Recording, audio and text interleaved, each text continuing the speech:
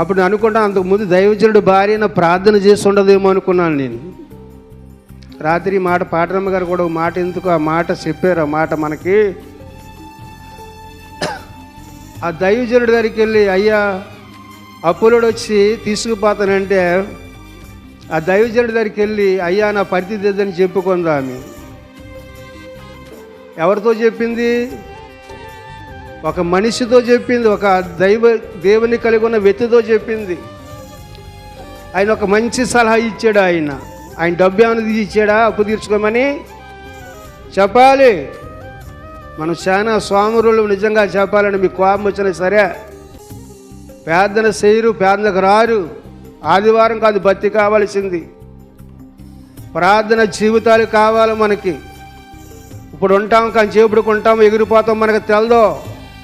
భయంకరం మళ్ళీ వస్తుంది, మళ్ళీ వయస్సు వస్తుంది, మళ్ళీ హైదరాబాద్ దాకా వచ్చింది ఇప్పుడే.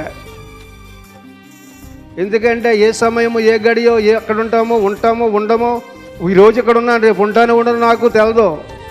ఒకవేళ మీకు ఉంటానని మీకు తెలిసేమో కానీ, ఎందుకంటే దేవుణ్ణి కలిగి మనం భక్తి కలిగి ఉండాలి, మనము భయము కలిగి కూడా ఉండాలి మనము. ఆ వ్యక్తి వెళ్ళినప్పుడు ఆ దైవజనుడు ఒక మంచి సలహా చెప్పాడు.